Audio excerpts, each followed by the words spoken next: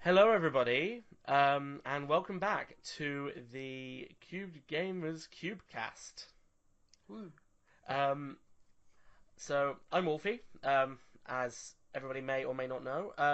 This is the first one we're going to be putting on YouTube, so I may as well just do every introduction. So, I'm Wolfie. I am one of the contributing journalists at CubedGamers.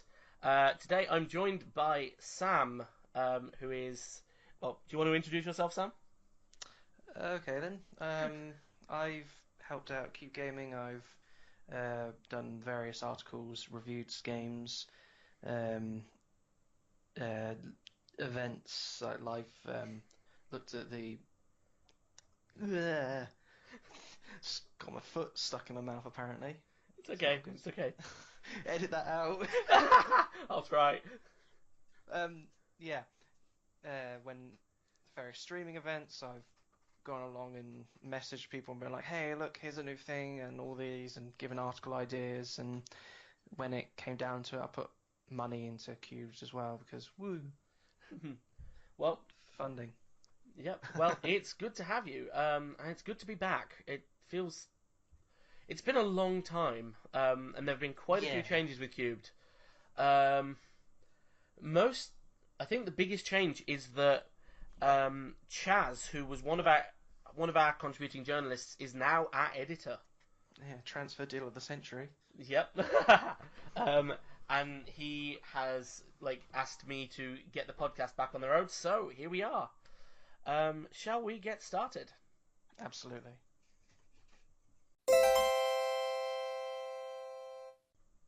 Okay, first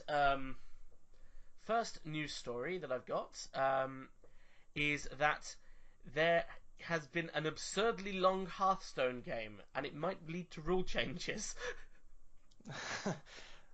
I don't know um, if that's the first time, but it's always fun to see when someone finds a combination in Hearthstone that just either makes it go on forever or does some other strange effects that just or makes the something game in something like unwinnable. Magic or something.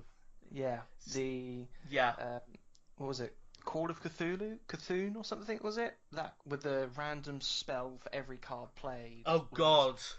just the draw more cards and the duplicate your cards and with all combination of that. It was just like, oh dear, watching some of those combinations play out was hilarious. When I used to play Yu-Gi-Oh, with I used to play it sort of. So when I was playing with friends, we never played to the standard tournament rules and things. Um, and I always had a deck that I was banned in my friends group from using because it didn't conform to tournament rules. It was about 400 cards long. I think about a quarter of it was monsters and other cards, and then I had I've got maths now. What, 300 trap cards or something? No, no, no. What's so a half of a quarter, which is an no, Eighth, an eighth. no one. Hold on, no, wait. I've got it. No, half of three quarters. Oh, my brain is not working. Three eighths. Three eighths of the deck was that. That took way too long for somebody who's studying chemistry. Just edit it and make us look smart. Yeah, so about three eighths of the deck was black hole, Oh dear. which completely wipes the board, and the other three eighths was pot of greed. So I had my entire deck in my hands, nothing on the board, and they'd be like, "Okay, Alex, it's your turn. Okay, monster, monster, monster, monster, monster, pot of greed, pot of greed, pot of greed, all of the cards, do all the things, and then black hole." Oh dear. And then they would hate me forever. And I was banned from using this deck because it was just absurd. Yeah. So I know how card games going wrong can lead to rule changes.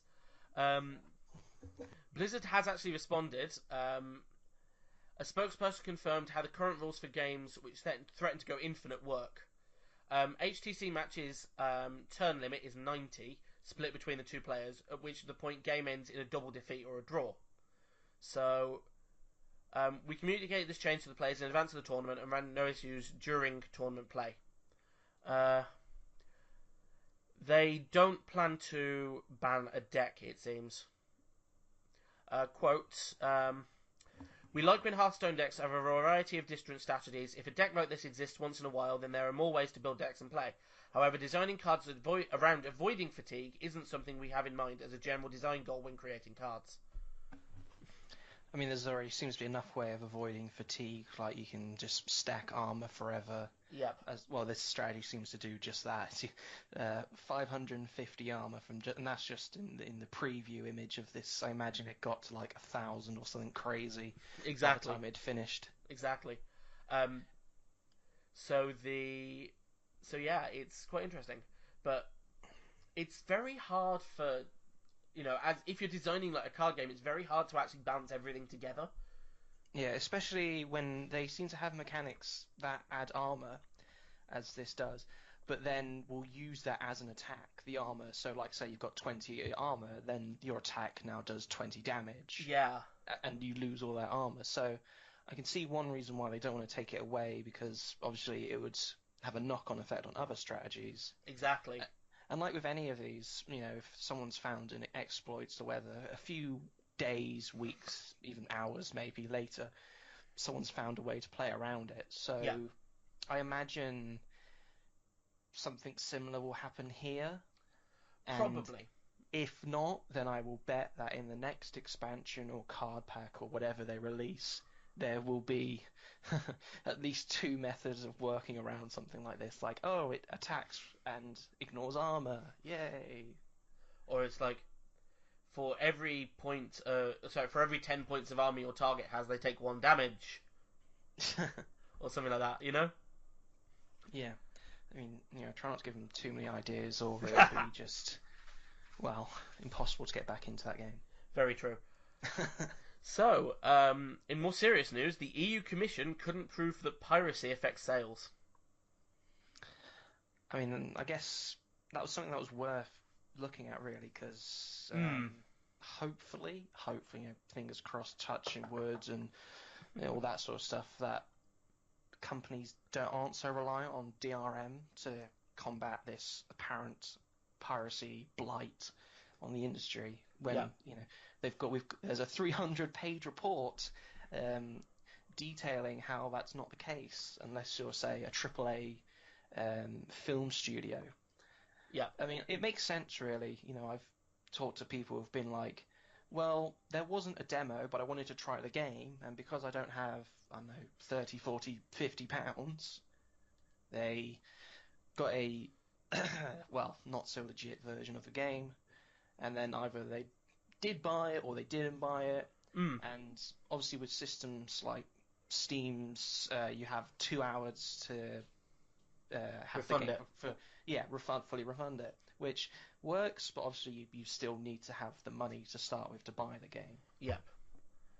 I mean, I've got the whole 307-page report here, and I regret clicking on this link, and I'm only just reading through the contents, and I regret clicking on this.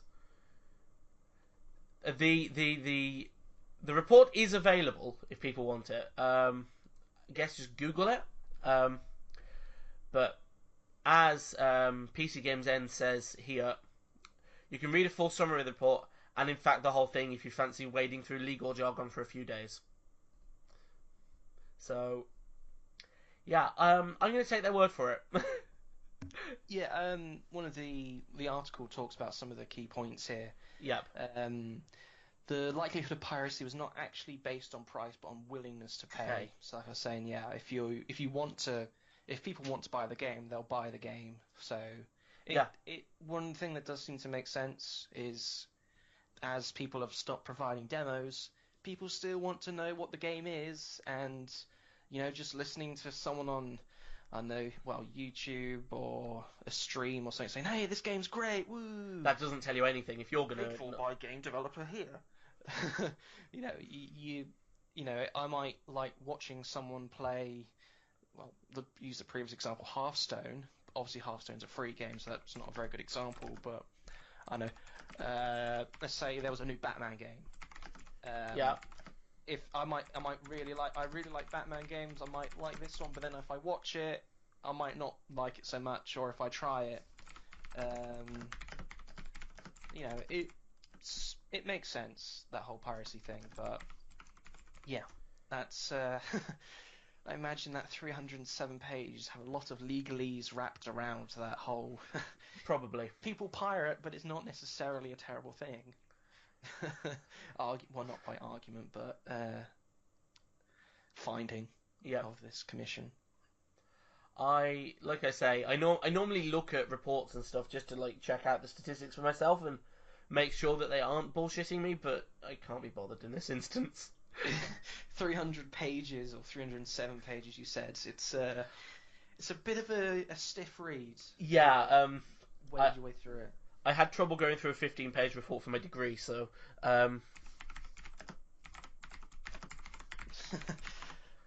Right. Oh dear. So, what have we got next? Do you want to say this one? If the PUBG creators are unhappy with Fortnite Battle Royale and are considering further action against its developers. So yeah, as the headline suggests, the developer of PUBG, PlayerUnknown himself, is considering, I would assume, legal action against Fortnite for the upcoming free game Battle Royale. We have an ongoing relationship with Epic Games throughout PUBG's development, as they are the creators of the Unreal 4 engine license for the game. Mm-hmm. The Bluehole's Chang Han Kim said in a press release. I've probably not said that correctly, but I'm going to roll with it because I'm a professional.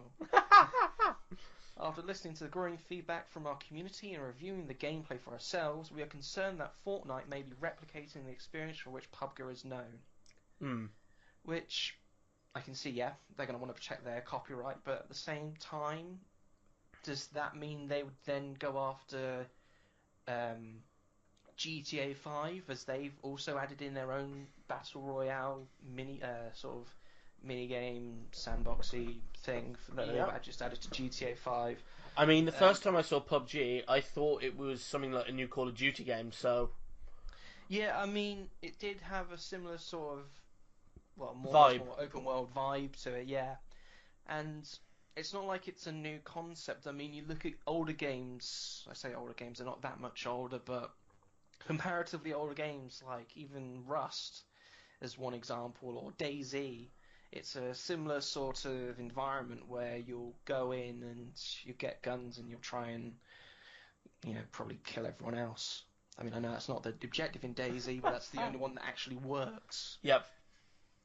Because I guess 4 or 5 years of beta isn't enough to, finish it. Somebody's salty. Just a little bit, I mean, it was a Steam sale when I bought it, but I would like to finally have one. I mean, it's the game that killed Steam Greenlight for one thing. So true. It's not like it's unfounded salt. Yeah. And the article mentions there another one, the H1Z1. Yes. That's another Battle Royale style game, or I guess PUBG style game, as the PUBG people are thinking of it. So I can see where they're coming from. Having watched the Battle Royale trailer, it is very, very similar. Obviously, there are some unique aspects, like it's more cartoony style, and the types of weapons for the most part, they're very similar, but then a gun is a gun is a gun to some extent, True. Unless they're going really down their cartoony route, like it shoots, I don't know, rainbow milkshakes and sets everything on fire. I don't know. So it's the gay gun. You said it, not me. Dear, what you like.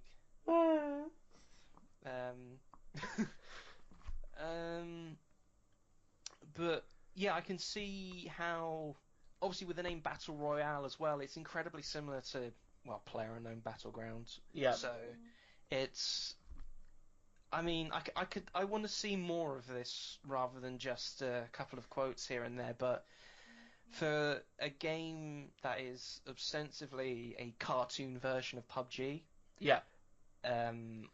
It's and in the same engine, it seems from this quote, how it was in Unreal 4. It's difficult to err on the side of let them be. It's just a competitor, and it's more on the this is another developer who's blatantly just making a rip-off of a game and is trying to make a quick buck of the new trend.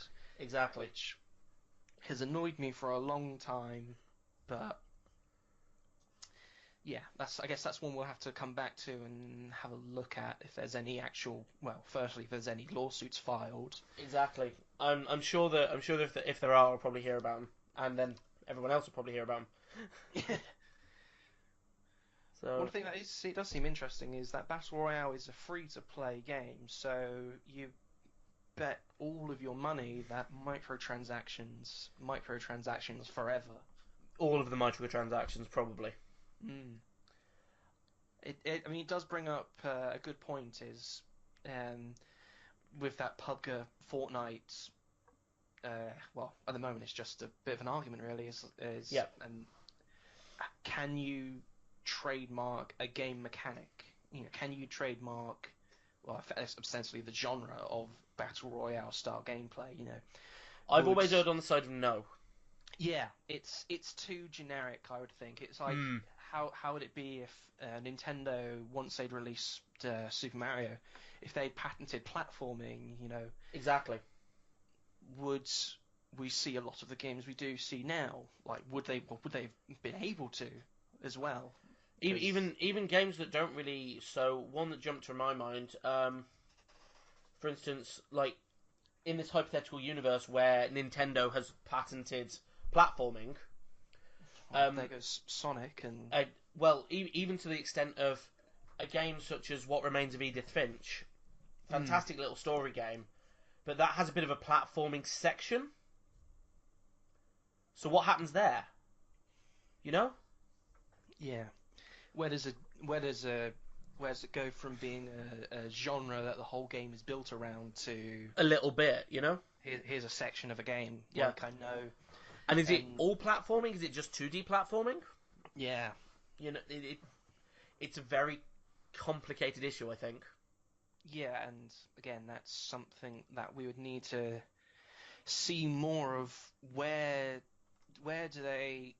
What is their main issue with this game? Is the gameplay too similar? Like, I imagine if in Fortnite's game, if they're literally just boarding a plane and then being dropped down somewhere in the middle of a random place and there's a closing blue electric ring that kills you, then it's like, that's pretty similar. That's a bit too similar. Yeah. But if it is, I don't know, a lot more base building and tunneling underground and cartoony explosions and things, then okay, we're starting to venture into something a bit different here. Yeah. When does a similar game become a copyright claim, and when does a copyright claim become just stifling to the industry? Yeah, when does it become frivolous? That is a very good question. I don't think we have an answer. Not yet, anyway. Not yet.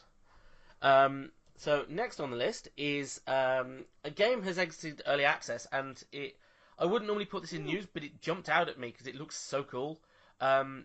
At the moment, games exiting early access, that's news. Yeah, true. A game that isn't early access or £50-60 to buy because it's not in early access?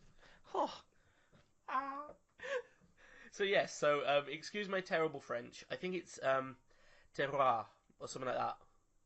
Terroir. It's a game about managing a vineyard. It's a tycoon game. How suitably French. Yeah, a worker placement board game themed around cultivating a vineyard in Tuscany. And I like winemaking. I like board gamey type games. I like little cute graphics. I like little indie titles. I liked this. I think I'm going to get this, actually. It seems like one of those ones that would be quite interesting to have a look at. I mean, I'll have to see. Actually, I'm just going to have a look, see how much it costs first. When it loads. So, £10.99 or your regional equivalent. I get that. Like, although, they have a press kit. Yay! $9.99. They have a press kit. I think I'm going to email them.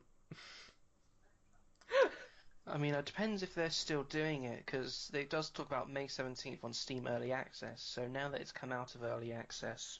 True. Well, this brings me back to... I guess this brings it back to that EU article, is there a way of looking at this game and... You know, I guess, well, it looks like it's a good indie developer that's made a genuinely interesting game. Is how will it play, and will I want to spend? I know it's not a lot of money. Yep. But will I be able to? Will I get my money's worth? Yeah, I mean, for £10, like, so for me, for a little indie title, I don't mind spending about £10 on something, you know? Yeah. 10, 11 quid. That's a reasonable price for me. But then again, I do think I am going to enjoy it, so... One thing that would be interesting is to see how they try to teach, well, ostensibly... I keep using that word. What? Come on, let's get a thesaurus out. How do they translate winemaking into a video game? Both in terms of I guess, in this sort of hexagon grid base, it's not entirely, photorealistic. But how do the mechanics come over? Like, are they going to expect you to test soil acidity, or from the trailers, it looks like yes. Then how well would that be? You know, tutorials are never, they're never the most fun part of the game. But true, if I get into the tutorial and it's like, now here's Spreadsheet Simulator 2017, I'm not going to be interested. Very true. But then obviously at the same time, if it's click button to win game, I'm not going to be interested. So it's going to be it would be nice to see where they balance it in the middle there, how they make a generally not something that's not, I believe, been put into a video game outside of, I don't know, here's a building in Civ that makes wine. I can think of a couple, but they're really niche, and honestly not that. Okay, yeah, so they're all right, but yeah, there's the thing. It's a niche one, so it's well, the one that really jumped to mind is essentially a match 3 game. Right. That's the thing. I mean, there's a lot more to it, but if you boil it down to its essence, it is a match 3 game. So, like, I like little weird indie things. That's basically my entire Steam library, is just weird indie things. Anyway, so yes, I think I'm going to check that out. Speaking of games, I don't actually know what game I'm going to put on the YouTube video. I'll figure that out. But well, I mean, if you get that press kit, then this one looks like an interesting one to have a look at, because then at least I'll see some gameplay footage. Exactly. A gameplay footage from someone who's that's not been by a developer or someone who's got an early release and has spent hours and hours. Because that's always the most interesting part is for me in a game, especially an indie game. If I don't get into it within the first couple of hours, I'm not likely to spend the next 20 hours playing that game. It, exactly. Speaking of developers, awkward segue. XCOM's creator, Julian Gollop, also the man behind one of my all-time favourite games, he was asked to work on Mario & Rabbids Kingdom Battle. Welcome back, Commander.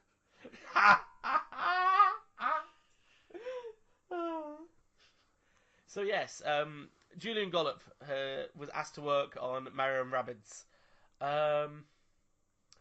I've not played this, and I've only played a little bit of XCOM. Yeah, I played a lot of XCOM, and I've seen a lot of gameplay of this, and I saw how the developer for the new XCOM games, reacted when he saw this being announced. Yeah. I think his favourite quote was, "And now you have Luigi in half cover." It's my interpretation of his interpretation of a French accent. Real good stuff. So it's it looks quite good. I mean, I don't want to say it's a child version of XCOM, that makes it sound, overly simplistic and boring. But it does. Oh, jeez. For those who haven't played XCOM, it is a good almost stepping stool into XCOM. So where XCOM is like 66% chance to hit this and you're 3 inches away, and for this it's like, you have a gun, you can see them, they're not standing behind anything, 100% chance, boom, there we go. So it's basically XCOM is, or rather, Pathfinder is, Mario and Rabbids is to XCOM what me playing Pathfinder is to Pathfinder. I'll take your word for it. I've not really been into Pathfinder much myself. It looked a bit complicated, I'll say, to spare myself too much embarrassment. Welcome to Tabletop RPGs. Woo! But yeah, I find it quite interesting that they'd actually get him in on it, if that makes sense. I mean, I guess it makes sense. The general mechanics are, well, they're very XCOM. So getting someone who created them, it does make sense. I mean, I can see why obviously they didn't just go to the XCOM people. Sorry about that. Let's see if you make it through this one. Sorry, I'm just getting over a really chesty in-nose throat infection. So good time to restart that podcast. I was so close to rescheduling for next week. Let's get some guest presenters. Yeah. Anyway, where were we? So I can see, while they got the Julian Gold, he made these systems, and they didn't go to the new studio because, well, that's a whole new studio to involve and a whole lot of people to talk about one thing. So I like the look of this. I'm tempted to get it. I might wait to see, because obviously Julian Gollop's also working on a game, Phoenix Point. Exactly. Which, again, that's another XCOM style game, and that looks really good as well. So this is sort of to half segue back to the PUBG article. This is a good example of how multiple games can exist within the same genre, share mechanics, and still find ways of improving each other. Again, because the XCOM developer even said, "Hey, we look at games like this. We look at other games, and we hope games look at us and can take mechanics, improve them, build on them, and make whole games like this." So I think this is it's a very Ubisoft twist on XCOM with a nice Nintendo skin. Yeah. I'm not a big fan of Rabbids, and the reason, having looked at the early gameplay where they show the opening cutscene, the reason of them crossing over is, well, I think Yahtzee Croshaw said it was tentative at best. Yeah, that's a good way of covering it, and when having to select characters from both Mario lineup and the Rabbids lineup, because we have to feel the crossover. Yes, you must feel the crossover. There must be a reason for this game. But it looks really good, and I'm kind of glad that they got someone they asked for someone like Julian Gollop to get involved. Yeah, to have a look at everything. Yeah, because it's he said he has been at Ubisoft and he may have worked on it, so it's a nice thing to see if there would be more in-depth release as to what he worked on, or if he didn't work on it, because he said he may have worked on it if he'd worked on something else. Because that would be very interesting to see. Yeah. Well, speaking of Julian Gollop and Phoenix Point, that has a special discount for EGX this week. which I wish I was at. That was a better segue than earlier. I'm trying. I've been out of this for like 6 months. Come on. Right. So yes, EGX is this weekend, and you can get a discount on Phoenix Point. That's basically it in that. What do you want to call it?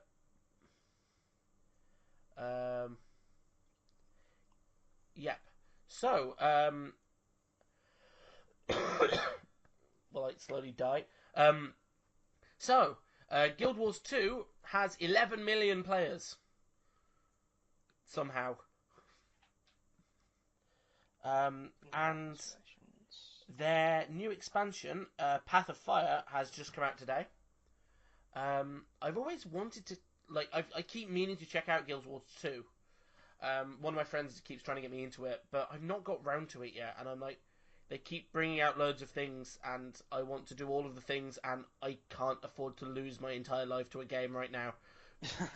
I do like when games do this, and they give you these big sheets of various different statistics, like most popular character combo, male human warrior, shock. Yeah. 950,000 guilds created. 430,773,344 renowned hearts completed. 78, is that billion? Or thousand, million, points? Billion, trillion, that's quadrillion. 78 quadrillion, 200 trillion, 825 million, 943,130 total XP points. That's just crazy. 78 quadrillion. I can't think of anything that there are 78 quadrillion of. Experience points. True. I mean, that's... Fucks I don't give. Yeah. That's just... Wow, the amount of time people have spent in the game to get that, and the amount of things in that game, it shows longevity of MMOs that aren't just World of Warcraft. Yeah. Exactly. So it'll be interesting to see how they aim to make stuff for the next 5 years. Yep. So that is quite an interesting one. I do think that is... I'm proud of it, almost. If that makes sense. Like, I'm proud that we have these huge numbers in our community. It shows what people do when they sit on their backside for 24 hours and play games. True. So, the... generally in games, one thing that's started to happen is review bombing. Yes. Yeah. And Steam have implemented a review histogram. Good. That, in theory, should negate review bombing. It will negate it as long as people, well, obviously first understand what the graph means. Yeah. But also what causes the big dips and rises. Yeah. Because, you could look at a game after a big release, and if it's had a big surge of negativity, then okay, that's fairly easy. Or an update or something, yeah. Yeah, but if it's a fairly obscure, like, some big YouTuber slagged it off, or a Twitch streamer has got banned on it, mm-hmm. and then a load of people have just downvoted it, then someone who doesn't know that will just see a lot of negativity. Yeah. But as you said, if you've got a history of it in the examples they're showing here, it's a year, and then they've got 5 years and more. So it should be safe to see how a game's grown over time. So, what is your stance on review bombing in general? I think it's just bad, really. It's just bad. Reviews are meant to be, here's my experience of the game, not here's my personal feelings towards the developer or one of its players, etc. There's a forum for that. I would agree to a certain extent. However, I have also heard the argument, and I'm mostly presenting this just for devil's advocate. I've heard the argument that the only real way to get a developer to stop a shoddy practice or whatever is to hit them in the profit margins. Yeah, but I would say to that the reviews are not their profit margins. But they impact the review profit is margins. their perception.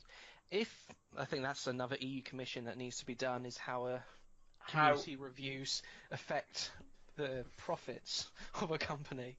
How does games journalism affect gaming? Yeah.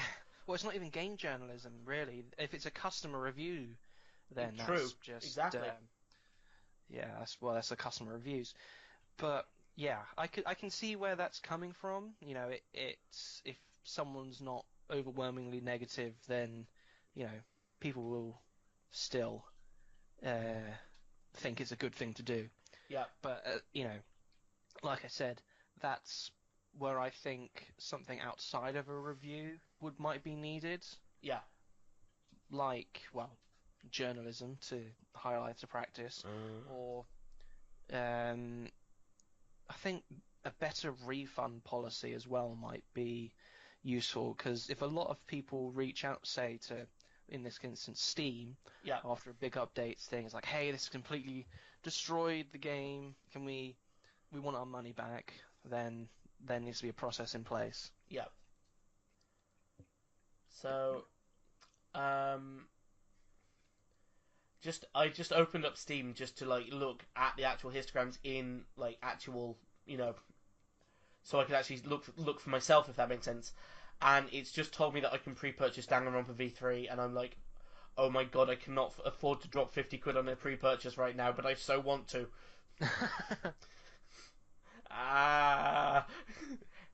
Anyway, sorry, I saw the trailer. Speaking of trailers, I watched the Sonic Forces trailer. Ooh. If you want my honest opinion, Wait, hold on a minute. Hold on a minute. Okay, that's just fucking ironic about what I was just about to say. I just paused the trailer at a particular point.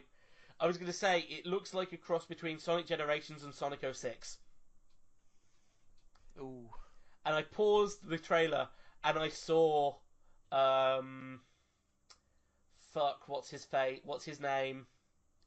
I have to give you the description. Sonic 06 is the white hedgehog from the future. Silver. I saw Silver, and I'm like, that is fucking ironic that I was comparing it to Sonic 06. I mean, I think it'll be interesting, because I'm not sure if I should spoil some of the endings of Sonic Mania. I've not played Sonic Mania. I want to, so I'll ignore that bit. But yeah, there was a good reason that you'll find in Sonic Mania why past Sonic is in this game.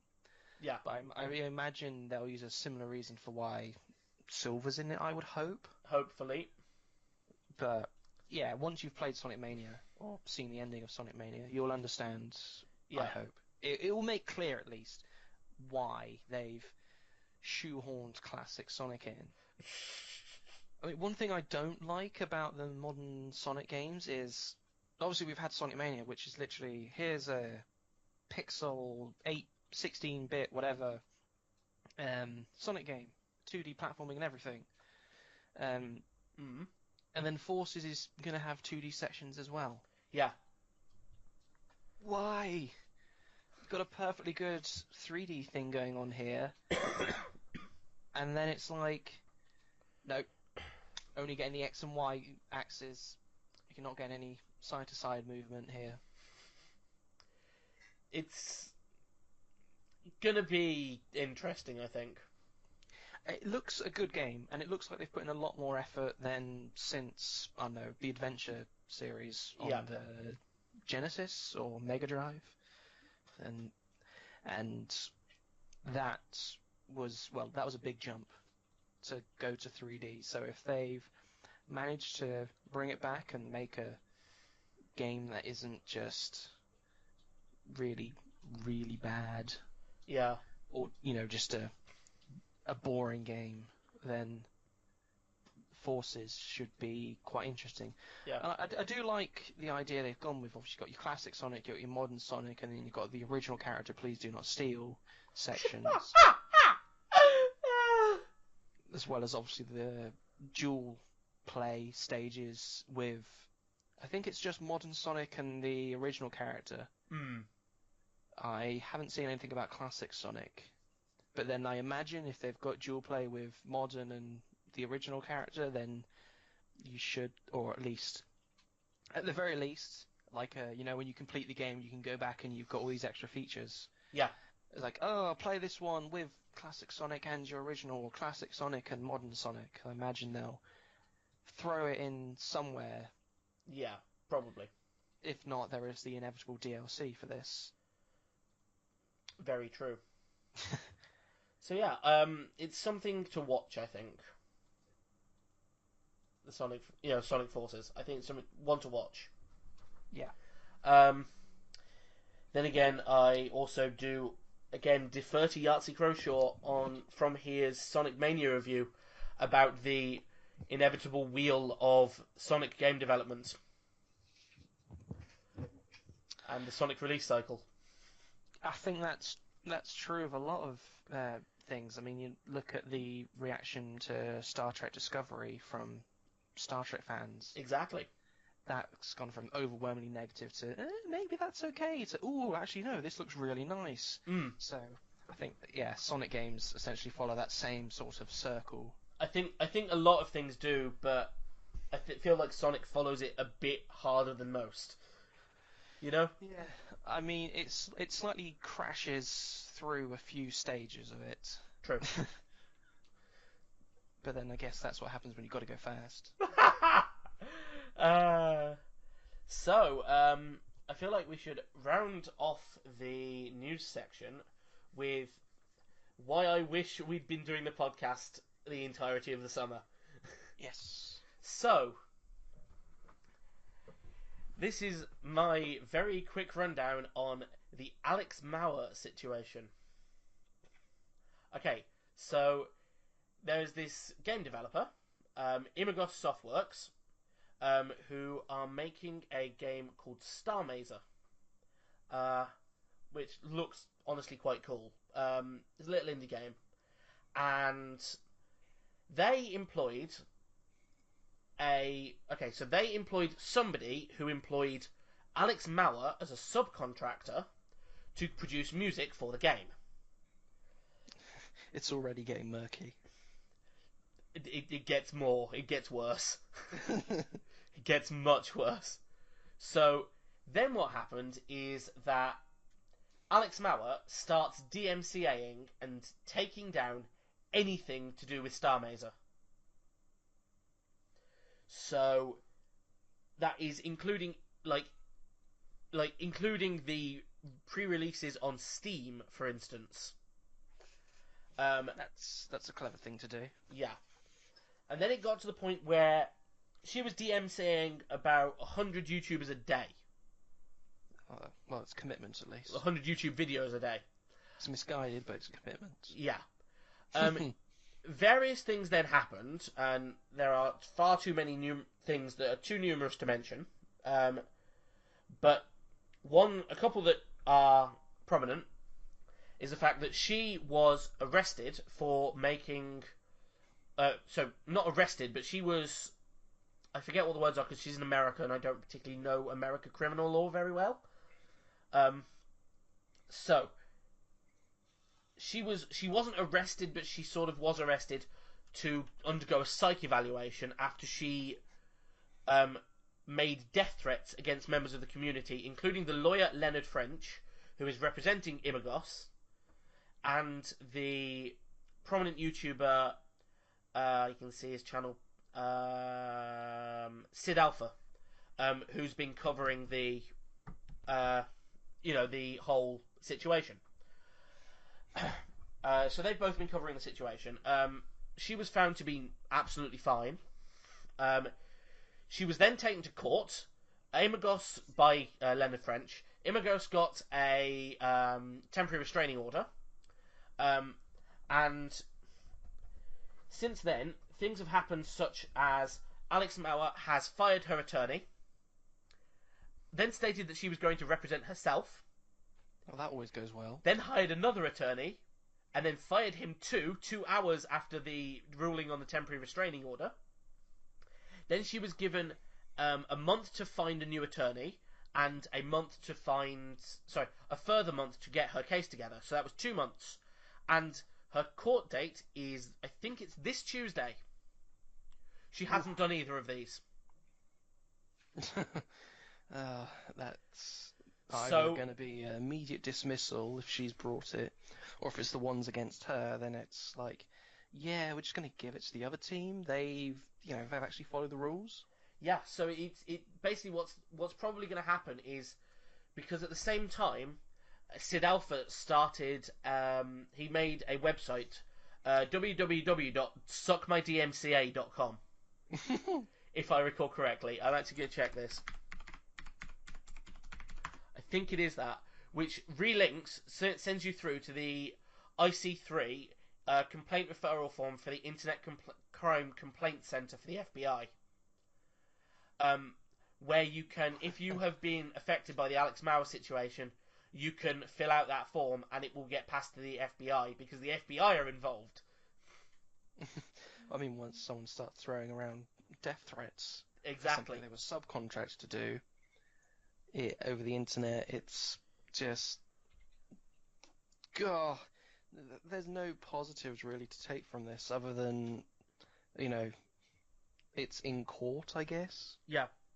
And she can't hide behind DCMAing very small YouTube channels or a little-known indie developer to try and, I don't know, what is it she wants? Is it just money? Her original complaint was that she said that she hadn't been paid for the work, and that she still owned the copyright on the stuff, whereas Imagos proved that they paid the person who was then paying her, and that they paid her, so she did get paid, and that in their contract it specifically states that Imagos maintains all of the copyright of the works. So, I mean, she's very lucky, unless I've missed this, she's very lucky not to have been, well, basically countersued for these allegations and the just horrendous entirety of this debacle. Well, at the very least, she's going to probably be held for contempt of court, if she hasn't got a lawyer by now. Yeah, I'll imagine the civil courts as well will have their piece of the cake, for these, the death threats for one thing. And YouTube might want something for her malicious use of the DCMA process. DMCA. I mean, for... Isn't it pretty much fraud? It's perjury. Perjury, okay. Which is as well, when they falsely claimed. I think it can be up to 5 years of prison if you're found for perjury. So if she's held for contempt of court, and then she's held for every single time she's DMCA'd falsely. So yeah, if you add 5 years for every time she's DMCA'd, and she's been doing this for 2.5 months, and she DMCA'd about 100 videos a day, how much jail time is she doing? At least just a lot, like all of it. Yeah, I think that's where where's that 78 quadrillion gone? You wanted another one. There you go. I'm pretty sure that she'll be doing more jail time if she's held for every single offence consecutively. She'll be held for more jail time than some murderers. Yeah, Rick Sanchez had a shorter jail time. Probably. Sentence. Probably. Okay, well, Chaz, it's great to have you on.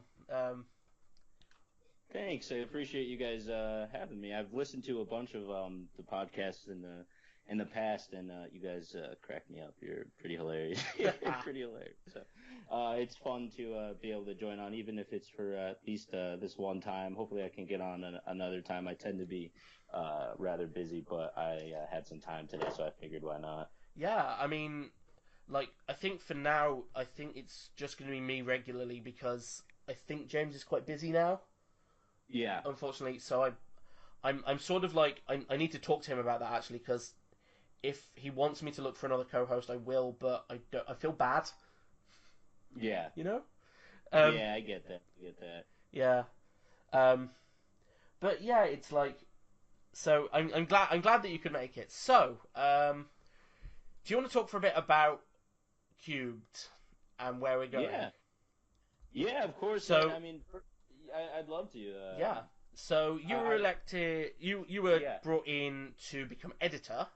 When was that? Was that a week ago, give or take? That was about a week ago. Yeah, about a week. Yeah, it was definitely about a week. It felt like such a lot has happened between then and now. So it feels longer, but it has just been a week. Yeah.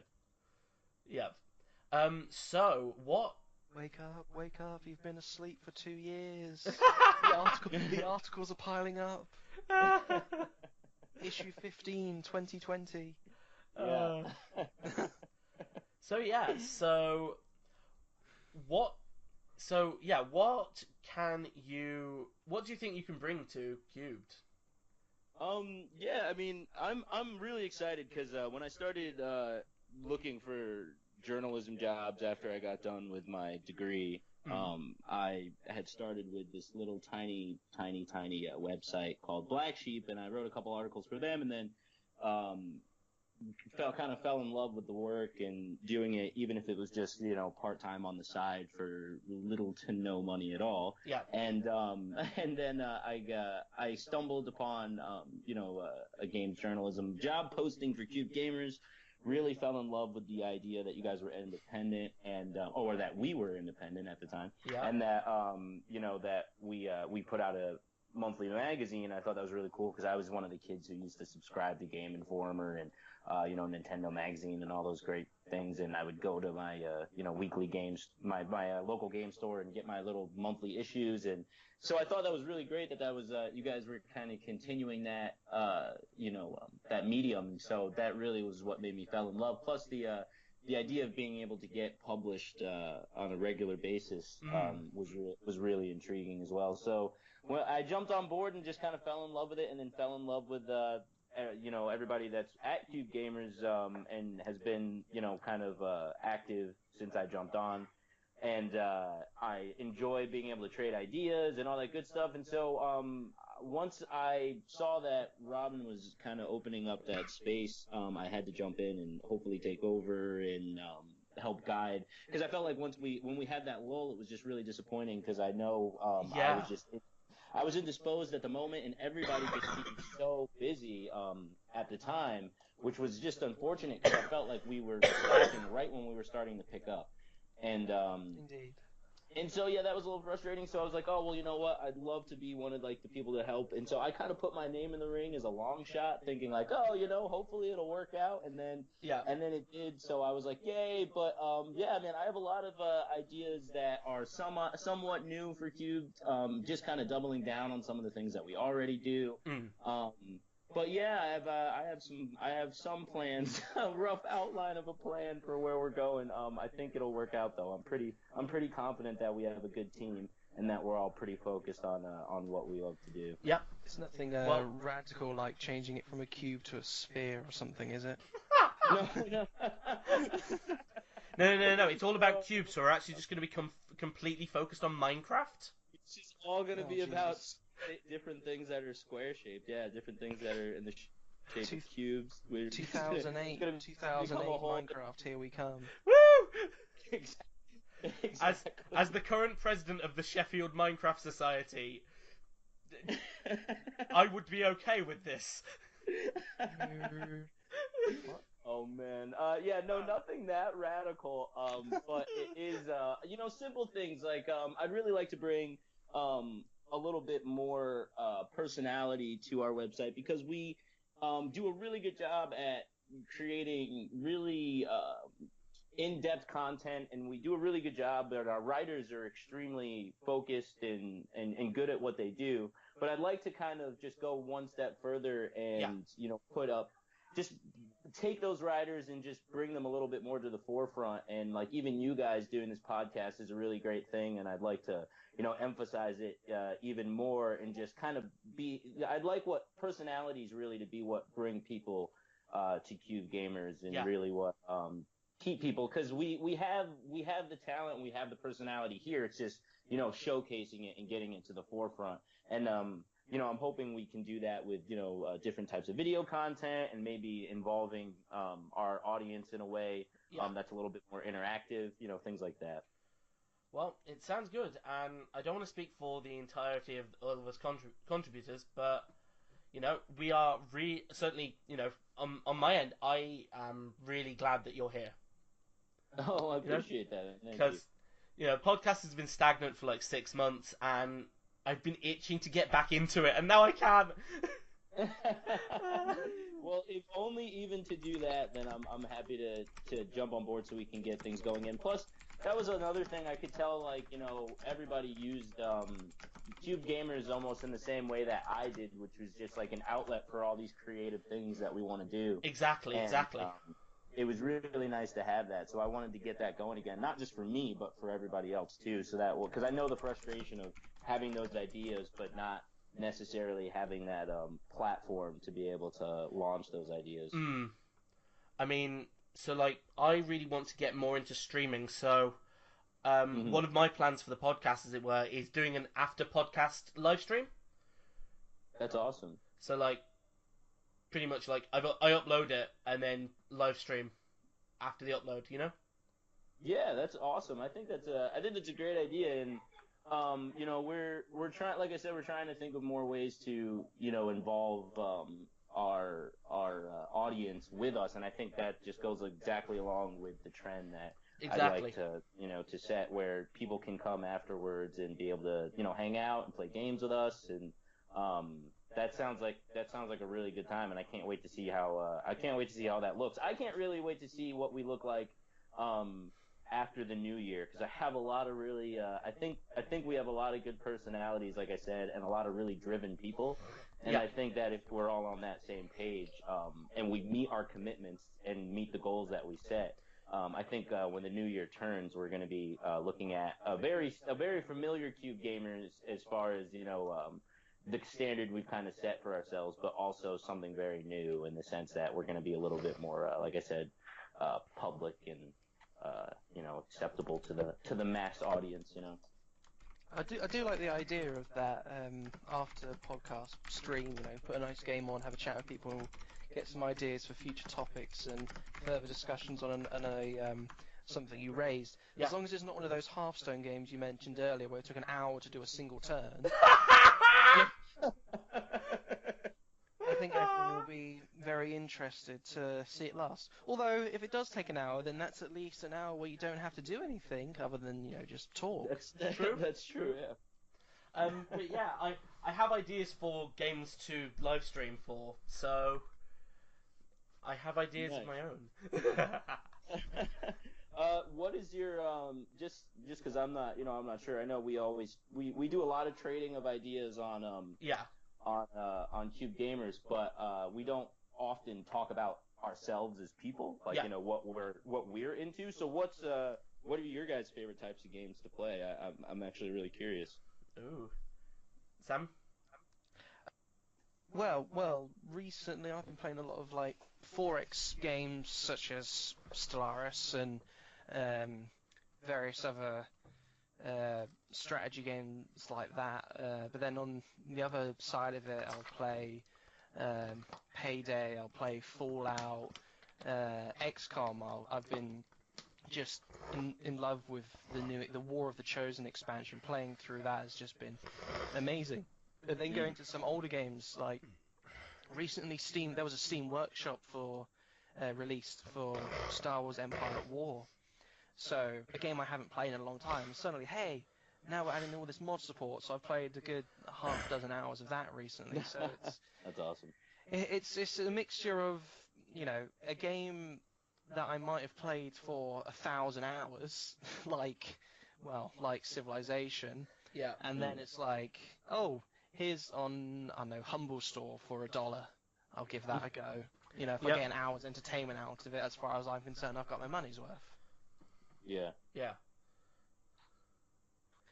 So, my sort of gaming, I guess Guessing quite Cube Worlds or Block Builder, Lego Worlds. So, my sort of gaming view, as it were, is I like anything that's really, like, out there and weird. I love, like, really story-driven games. Like Mirror's Edge, Portal, these, you know, things like that. Like, even, like, Bioshock. Like, I adore Bioshock. I generally don't like first-person shooters, but I adore Bioshock. I love games like City Skylines, you know, like town builders and stuff like that. Like God games, almost. I like... It's quite relaxing to play those sort of games. Yeah. I like Yeah. creative games as well, things like Planet Coaster, things like Factorio, for instance, things like Minecraft. I adore Stardew Valley. Stardew Valley is like my jam. I'm quite an avid mobile gamer because I'm always doing something. Like I'm not actually at my PC all that much, so I'm quite an avid mobile gamer. Right. So mobile games and like more casual gaming, sort of that, is something I really do a lot of. I do like things like grand strategies, like Civ 5. Wasn't a huge fan of Civ 6, but I've sort of started to come around to it. Although I'm still very much more of a Civ 5 player. There's a lot of things I need to add to Civ 6 before I spend a lot of time back in it, but Basically, yeah. I like what they've done. It was a good start. They just need to Keep going, yeah. knuckle down and actually add in a lot of this content that either is available in Civ 5 or that they can reimagine and Yeah. improve on to actually make Civ 6. Like, I've got 80 hours in Civ 6. A lot of that is when people have just made conversion mods and stuff like that. Yeah. But then I think, where is it? Civ 5. Let me have a look, see how many hours I put into that. Yeah, I put in a few hundred hours into that. Yeah, I've so got 269, so it's like it's there was definitely something in Civ 5 that Civ 6 hasn't managed to get yet, yeah. but I'm somewhat hopeful that it does. I also like I like also games that are like how do I word it? I like games that aren't really games, as it were. Things like Tabletop Simulator. Oh, okay. I really like Tabletop Simulator. Just because there's so many like those games like I Am Bread and things like that. Yeah. Just like these game ideas that, you know, like it's happened to me myself. I mean, I'm still technically developing my own game. yeah. I haven't looked at it in like 6 months, but I'm technically in dev. But yeah, it's like, you know, I'll wake up in the middle of the night and go, what if bread was sentient? You know, it's just crazy, and I love it. Yeah, that's hilarious. Obviously, as I'm president of Mindsock, I am quite into Minecraft, but that's not all I play. Right. I do love games like management games, things like Big Pharma, and things like Blockhood as well. I like a lot of like indie sort of things. Yeah. Sort of things That's that you awesome. wouldn't really normally think of. I've got a lot of games that like nobody's heard of. That's one of the things I want to do for after podcast live streams is, here is a game that no one's heard of. Yeah. This is why I think it's adorable. Yeah.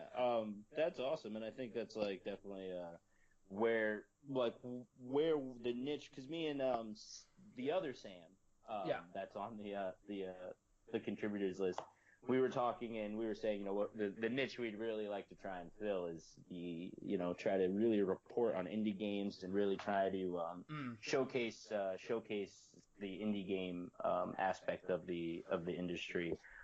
because it's starting to feel more and more like they get reported on less and less on those big sites, you know. Yeah. So yeah, that fits in perfectly with what we want to do Exactly. at CubedGamers. So that's wonderful. I mean, as far as the games that I like to play, I mean, I grew up on fight games. Eternal Champions, I think, was one of the first games me and my sister got when we got our Sega Genesis. And so it was ever since then I was like, the whole competition and couch competition and being able to sit next to the person. Plus I am very competitive and I love to talk trash. It's one of my favorite things. My favorite things to do. And so playing fight games is just, a natural space for me because I love to be able to get in there and mess with people's heads and talk a bunch of trash. But other than that, I'm really into, anything that really is somewhat like a puzzle game. I really enjoy anything that makes you have to really kind of stretch your mind and think outside the box, and anything that's really like kind of pushes the limits. Plus, I really like because the one thing that really intrigues me about video games is like the art. Like everyone kind of has their one thing that draws them into gaming, whether it be artistic styling of like the graphics or the gameplay or the mechanics and all that good stuff, or the storytelling with characters and things like that. And what really drew me into games as a kid was what they looked like. I remember getting my PlayStation 2 and seeing the trailer for Tekken Tag Tournament and being like immense, like, this is a game? Like, how is this a game? It looks real. Like, I just was so blown away by it. And so any game that's like art style is unique and different, I try to play and I try to pick up just to see what it's like and see like, something new. Cause I feel like being a gamer for as long as I've been now, you also start to see a lot of the same things. So anytime I see anything unique or anything that seems like it's going to be a little bit like, outside the box, I really like to play. Like I just got through playing through that game. It was on my backlog, Abzu. Yes. Abzu. Yeah, it was such a beautiful game. I really liked it, and I really enjoyed the experience. And so games like that are a little different and look a little unique, I try to mess around with those. But other than that, because my type of gaming style is I'm never really able to sit down for more than like an hour or 2 hours and play consistently. So I love games like, Fallout and Skyrim and things like that take a while. But I'd rather jump into like a, half hour worth of like, getting in and out of like Street Fighter matches or, something like that. And, that really is like what, has like, satisfied me over time. Like when I can, just jump in, get out, get my jollies and be good to go, Yeah. So it's hard for me sometimes, especially now that I have the little one.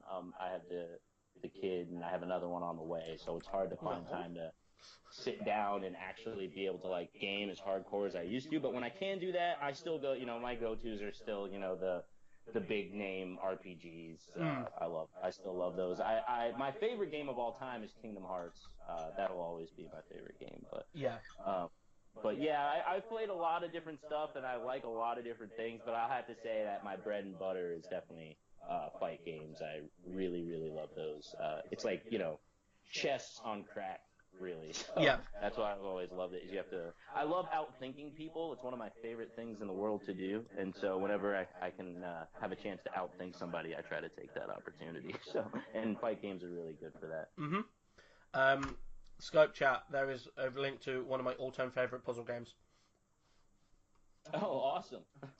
It's 3 hours long. Have a go. It's amazing. I will check that out. Thanks, man. I appreciate that. But hey, do you guys have any more questions for me? I have to help my wife out with some laundry and do some fun grown up adulting stuff. So fair. Before I go, let me know if you guys got any more questions for me to answer. So you're asking us for questions so you don't have to do laundry, or you're asking us for questions to be polite?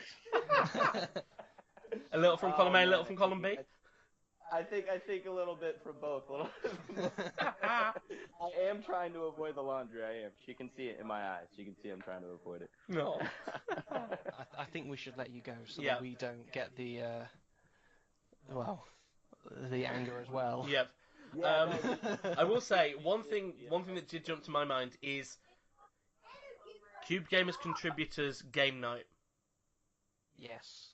Yes, CubedGamers contributors game night. That would be super fun. I'm I'm up putting for that. together a Discord channel for us as we speak. Actually, I've been doing that today.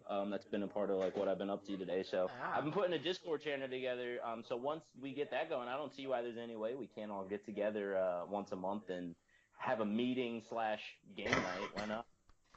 Yeah, We definitely. just need to find something we can get a lot of people on. For sure, yeah. Tabletop Simulator. Oh, Oh my god. Something like Cards Against Humanity with all of the contributors. That would be incredible. That would be incredible. And the other thing that I really want to do is get your wonderful voices on as many things as we possibly can. Like I said to Sam the other day, us Americans are enamored with your wonderful accents. So we'll have to make sure we get you guys on as much as we possibly can. That's my other goal, is to get you guys talking and as much stuff, because it melts our American hearts to hear you. That's it. We'll just woo them with Exactly. One is fancy flattered, one's words and flattery. eloquent accents. There you go. Exactly. It's very easy. It's very easy. That's why do you think we love the Bond films so much? Very true. Anyway, well, we'll let you get off. All right. And it's been absolutely wonderful having you on. Thanks for having me on, guys. I can't wait to listen to this podcast, and I can't wait to see what you guys got cooked up for the future podcast, man. It was really good talking to you guys. Definitely. Like, we'll hopefully get you on another one soon. Yeah, definitely. You guys have a great night. And you. You too. Cool. Bye. See ya. Right. I think. Oh, it's still recording on the same file. We might want to get to wrapping up or something before your computer runs out of hard drive space. It's fine. I've got huge amounts of space. Oh, that's good. It'll be fine. But we've only got a couple of things left. So, okay, releases. Okay, so this is from September 22nd. Oh God, so many things. Okay, September 22nd on the Switch, Dragon Ball Xenoverse 2. On the PC, Guild Wars 2 Path of Fire. On PS4, Xbox One, PC, and Switch, the Lego Ninjago movie video game. On 3DS, Pokemon Gold and Silver. On the Switch, Pokken Tournament Deluxe. On PS4, Xbox One, and PC, Project Cars 2. On PS4, Xbox One, PC, Raiders of the Broken Planet. So then, on September 26th, Batman the Enemy Within Episode 2, The Pact, is on PS4, Xbox One, PC, iOS, and Android. On PS4 and PC, there is Blue Reflection. PS4 and Vita, Danganronpa V3 Killing Harmony. PS4, Xbox One, and PC, Fallout 4 Game of the Year Edition. Xbox One and PC, Halo Wars 2 Awakening of the Nightmare. PS4 and PC, Hob. On PC, there is Raid World War 2. On PS4, Xbox One, and PC, there is Ruiner. And on PS4, there is Senran Kangura Peach Beach Splash. Oh, and then, dear. finally, on September 29th, on the Xbox One and PC, there is Cuphead. On PS4, Xbox One, PC, Switch, Xbox 360, and PS3, there is FIFA 2018. On PS4, there is Gundam Versus. And PC, Total War Warhammer 2. And then we're into October, so we'll get onto that next week. Next year? Jesus Christ. Good. We have to spend a lot longer on those releases to just catch up on the ones we've missed. I just had a Maybe flash. those court cases will be done by then as well. I just had a flashback to the Christmas last year, or maybe the start of the new year, where I read out all of the releases for the entire year, and it took me about 25 minutes. I mean, that's something to do. Yeah. You know? So. Could feel that turn while the next thing's going. There are definitely a few games that I'm looking forward to coming up, such as Raid World War 2. Yep. Lady Layton is next month, but that's another puzzle game that I'm looking forward to. Ooh, is that basically more It's Professor Layton? Layton's daughter. Yes. And things, and another one from this month, Cuphead. Yes. Just looked that 1930s Disney-esque style, just in a 2D hack and slash sort of thing. Just looks great. Yeah. And sort of a boss battle focus thing. yes, definitely. Yeah. One that jumped out on that list was Hob, and I'm like, I have no idea what this is. Like, I'm having a look, but I can't find To the internet. There are no images, and like, I can't find anything on it. It's a game by Runic Games, Oh. and Oh, it's an adventure game. yes, Nice.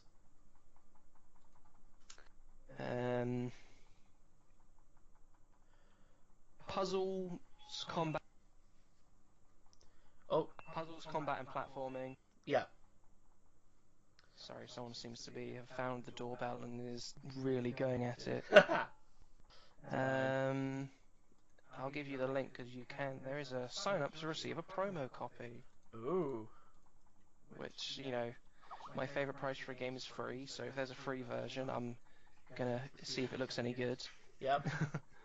So what is it? Yes. So it looks like a 2.5D explorer puzzle thing, like a lot of the point and click adventures from LucasArts throughout the 90s. Yep.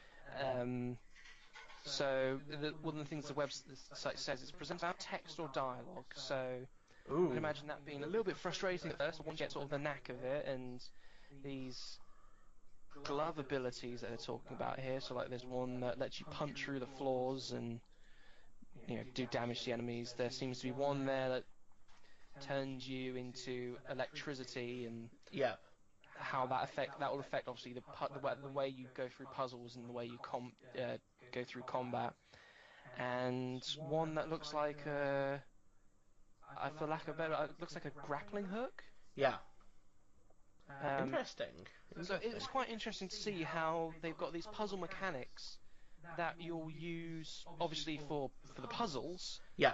and then to get through combat as well. Like it looks like the combat they're going for isn't one you can just smash the B button or whatever, the X button to hit it with a sword and go. You have to actually use some of the things you've learned in puzzles, and you know the combat itself is a puzzle.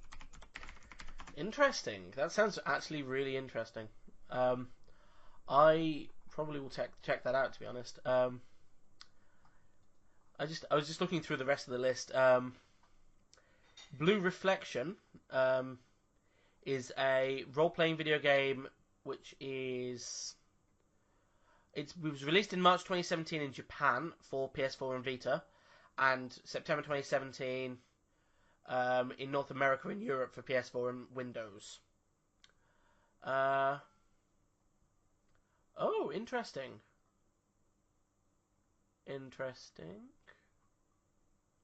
Do share. The game is the final game in Gust's Beautiful Girls Festival project, which also includes Atelier Firis and Knights of Azure 2. It's intended to be a portrayal of Youth for Women, focusing on the concept of interaction between women and personal growth through sharing experiences with people. The player takes the role of Hinako Shirai, a ballet dancer who, due to a foot injury, can no longer dance, but who is given magical power, allowing her to fight and move freely. Yep, that definitely sounds like a JRPG. It's basically a JRPG, but it's a JRPG that I wouldn't mind getting into, I think. Okay. Known in Japan as Blue Reflection, Maroboshi ni Mao Shogu no Ken. Is there a rough translation for that? Blue Reflection, Sword of the Girl Who Dances in Illusions. Well, it's definitely descriptive. Yeah? You know, then it's yeah. That sounds like an interesting game. I mean, Yeah. I'll probably wait for your review on that one. You never know. Might actually go into getting it. But yeah, so what are you planning to play this week? And what have you been playing? I am planning to play and will play, so for both categories, I guess. Stellaris just released its latest expansion Yeah. called Synthetic Dawn. You play as robotic empires. They've reworked a lot of the endgame crisis involving the AI, and it's just brilliant. And I imagine I'll be playing that for a long time as well. Yeah. Another one I'm playing, MMO Star Trek Online. They've recently added a lot of next generation stuff because it's the 30th anniversary of the next generation on the 28th. Yeah. And Interesting. coming up in the next couple of weeks, so October the 4th, October the 4th, was it? I think it was that October 4th. October the 3rd, sorry. They will be releasing Season 14, which will add a whole new fleet holding, a whole new season of content, new ships, new mechanics, new things. So Yeah. I probably want to spend a load of hours in that. And a couple of smaller games I've been playing on and off. So Robocraft, well, you build a robot, you fight with the robot, and rinse and repeat, and it's great fun most of the time. Sometimes it's a free-to-play game, so there are some people who've spent like £100 or more on the game, and it's you can see the free stuff and the paid stuff. It's a bit frustrating, but I still will come back to it.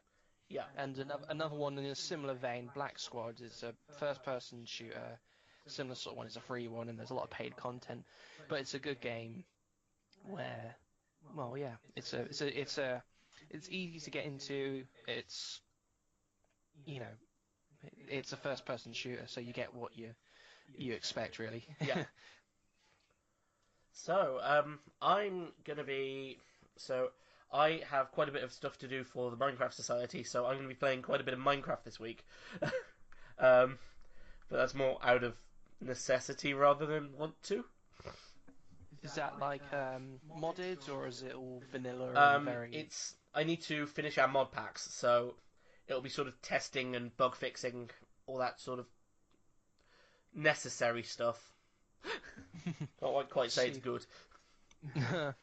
You know, where's the API for modding that was promised, I think, Like back in 4 years ago?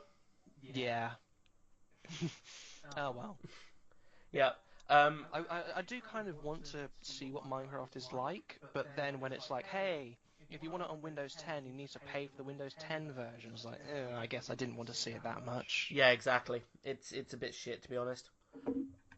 We still play on 1.7.10 because, honestly, that's the best version because that's the version that has the most mods. You know? So Oh yeah. like... I mean, I think once you've really played a lot of modded Minecraft, you don't really. I certainly didn't want to go back to just vanilla. Yeah. Because when it's like, there's one, it was, I don't know, Spacecraft or something like that. Galacticraft, maybe?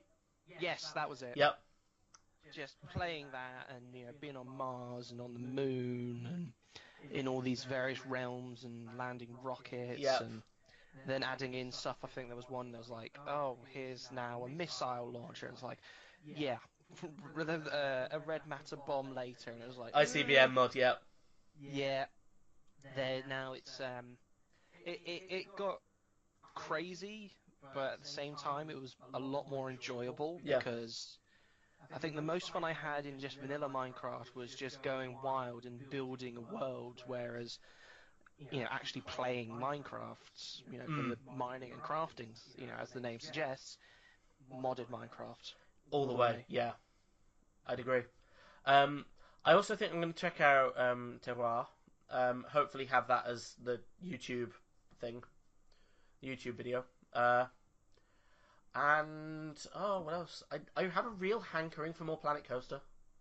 I really want to play more Planet Coaster, but then again, I'm like, I've been playing like so much Factorio of recent, and I'm like, I need to stop because that thing is crack cocaine. It does look fun from the streams that I've seen of people just making these insane automated facilities and all the bug alien things and I've got a couple of mods that make it like much more realistic. So like, for instance, with the oil and gas processing, it's all like, oh, you need to have these chemicals and you need to have these things and you need to have all of these different things. And I'm sitting here going, I love this. I hate this because I'm looking at a tech tree and my head hurts, but I love this. I also think I'm going to get back into Elite Dangerous. So, yeah, nice bit of Elite Dangerous is space games. I can't get enough of space games. yeah. So, you know, if there was a space game with some crafting and a nice bit of puzzles, then that's that's the rest of my history and future just ploughed into it. Yeah. Because that's sort of, even Elite Dangerous on its own is just it's visually beautiful. Yeah. It's just quite literally more expansive Exactly. than a lot of most games ever could be. Mm-hmm. And yeah, no, that looks. I know. I imagine that's one of those things where it's like, okay, put a few pennies together and give me I want a better graphics card. I want it. Literally and then, me. And now, and then obviously you've got. I'm guessing on your computer you've got Elite Dangerous, and then right next to it is that Minecraft 4K texture pack. I don't really use texture packs all that much on Minecraft. No. No. Like, yeah. Interesting facts about me. Yeah. I feel like if we ever go big, there's gonna be like on my wiki page there'll just be list of Minecraft facts. It'll just be like 400 pages long. I think it'd be easier just put list of Minecraft mods. Pretty much, yeah. Anyway, so I think that just about wraps us up. I'm gonna go and buy terroir. I can't French. I think that 50% of the tutorial is just going to be here's how you pronounce the name of the game. Terroir, I think. I have a French pronunciation guide somewhere. Like as somebody who knows languages, I shouldn't be struggling with this. Terroir. I think terroir. I try it and do it, and then I fuck up. Leviosa. Anyway. Right, so I think that's the end of the podcast. It has been fun and such. I'm bad at endings. Thank you for having me on. Have you enjoyed it? Yes, I would definitely do again. Yeah. And we were super professional. We tried. 0 editing, 100% first time. Well, picture perfect. Yeah, well, it was lovely having you on, Sam, and hopefully have you on sometime again soon. Yes. Definitely. And as well, thanks to our listeners for listening. This has been the CubeCast, and we will see you next week.